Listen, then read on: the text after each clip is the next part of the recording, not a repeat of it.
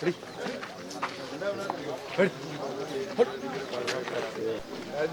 क्या ముంగట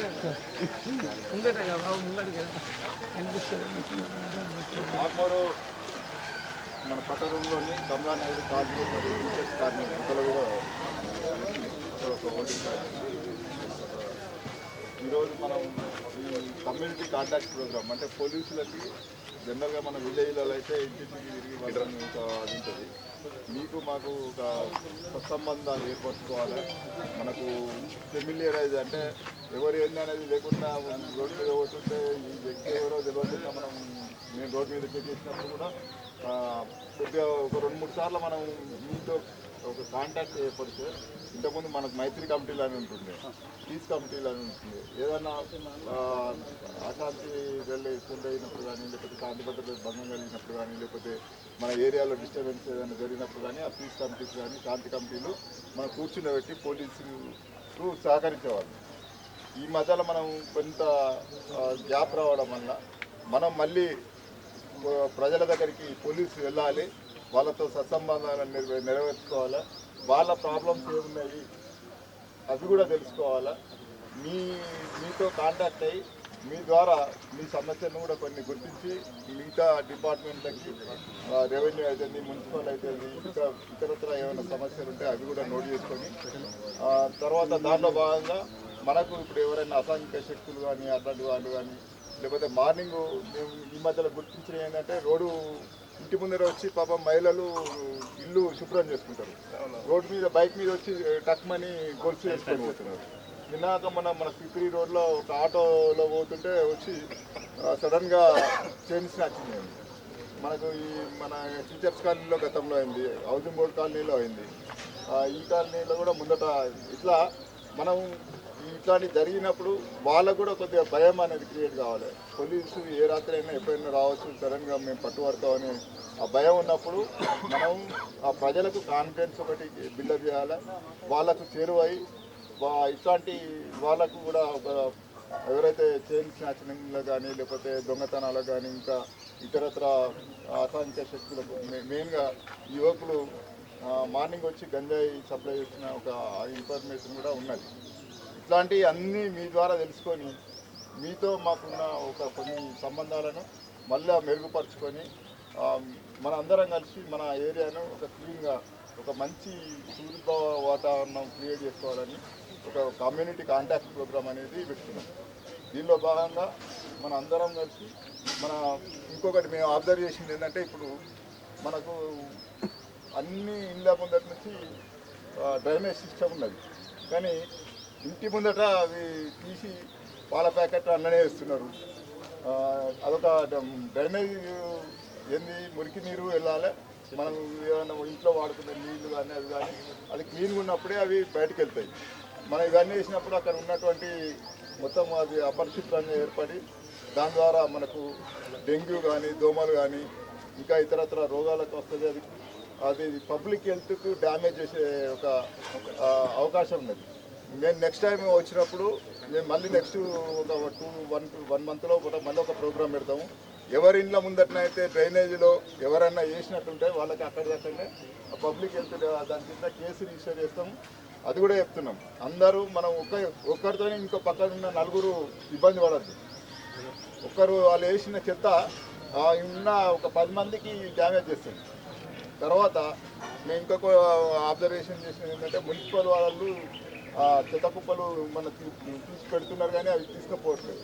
దాన్ని కూడా సత్యాన్ని ఒకసారి మున్సిపల్ కమిషనర్ చెప్పి మా ద్వారా రిప్రజెంటేషన్ ఇప్పిస్తాము. అది మీకోసం మేము చేసే ఒక చిన్న అది. తర్వాత మీరు ఎలాంటి ఆందోళనకు గురి కావద్దు. ఇది అందరి కోసం చేసిన మన కోసం ఏర్పరచుకున్న ఈ ప్రోగ్రాం. పోలీసు అంటే ఎవరో కాదు, బయట నుంచి వచ్చే వ్యక్తులు కాదు. మనం ఏర్పరచుకున్న ఒక భద్రత కోసం ఏర్పరచుకున్న మీరు భద్రత కోసం ఏర్పరచుకున్నటువంటి ఒక వ్యవస్థ. ఈ వ్యవస్థలో మనం అందరం పీస్ఫుల్గా ఉండాలంటే కొంతమంది ఒక 2-3 మొత్తం కాలనీ కూడా డిస్టర్బ్ అయ్యే అవకాశాలు ఉంటాయి. మెయిన్గా పిల్లలకి చెప్తున్నాను, తాగి వచ్చి గొడవ చేయడము, తల్లిదండ్రులను పట్టించుకోకపోవడము, వాళ్ళని బండి కొని అనడము, లేకపోతే మొబైల్ కొని అనడము, ఇవన్నీ చాలా రకాల కేసులు వస్తున్నాయి. మీరు అట్లాంటివి చేస్తే మాత్రం చూస్తూ ఊరుకునేది లేదు. ఆ పిల్లలు వాళ్ళు చిన్నప్పటి నుంచే క్రమశిక్షణ ఉండి మన శాంతి భద్రతను కాపాడడానికి మనం ఒక మంచి పౌరునిగా తీర్చిదిద్దాలంటే చిన్నప్పటి నుంచి క్రమశిక్షణ అనేది అలవాటుకోవాలి. వాళ్ళు అది కాకుండా 8వ తరగతి 9వ తరగతి నుంచే మొబైల్కి అలవాటు పడము, దాని నుంచి వాళ్ళు చదువులకు దూరం అవడం, చెడు వ్యసనాలకు లోన్ కావడము. ఆ తర్వాత చాలామంది మనం ఈ మధ్యలో మైనర్ డ్రైవింగ్స్ హెల్మెట్ లేకుండా డ్రైవింగ్ చేస్తున్నారు. అసలు ఆర్మూర్ ప్రాంతంలో హెల్మెట్ అనేది చాలా తక్కువ పెట్టుకుంటున్నారు. మేము ఇది 1-2 సార్లు చెప్తాము, 3వ సారి నుంచి కఠినమైన ఫైన్ వేసుడు కానీ వాళ్ళని తీసుకుపోయి కోర్టులో ప్రవేశపెట్టడం కానీ జరుగుతుంది. దయచేసి అందరూ హెల్మెట్ ధరించండి. దానివల్ల మన ప్రాణాలు కాపాడుకున్న వాళ్ళు అవుతారు. ఇకపోతే మనందరికీ తెలుసు ఈ మధ్యలో సైబర్ నేరాలు అనేవి చాలా జరుగుతున్నాయి. సైబర్ నేరాలలో మనకు వాళ్ళు మొబైల్లో కొన్ని ఏది ఆశ కల్పిస్తారు, రకరకాలైన సైబర్ నేరాలు జరుగుతున్నాయి. మీకు ఫోన్ ఆన్ చేయగానే ఒక మెసేజ్ వస్తున్నది, కానీ ఎవరు గమనిస్తలేము. మినిస్ట్రీ ఆఫ్ హోమ్ అఫేర్స్ నుంచి మీకు డిజిటల్ అరెస్ట్ కానీ అది కొద్దిగా ఒక నిమిషం వినండి, అది ఏం చెప్తున్నారో వినండి. దానివల్ల మనం కాపాడుకున్న వాళ్ళం అవుతాం.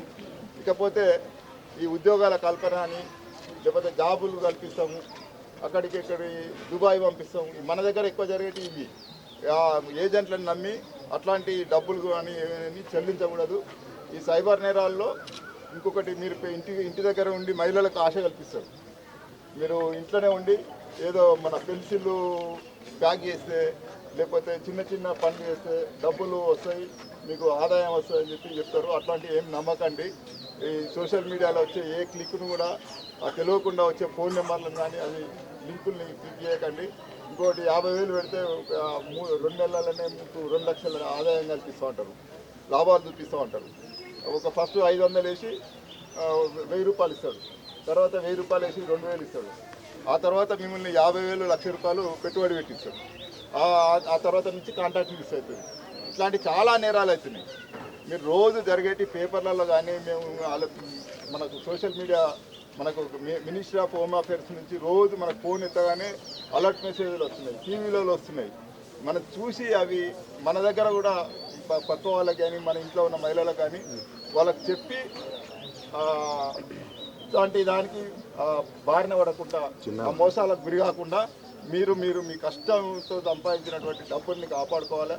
ఆ బ్యాంకులలో కూడా మేము చూస్తున్నాం, ఏటీఎం దగ్గర పోతారు, అలా సరిగా మీరు ఆపరేట్ చేయకపోతే పక్కన ఉన్నోని నమ్మి వానికి ఇస్తే కార్డు మార్చి ఇస్తుంది.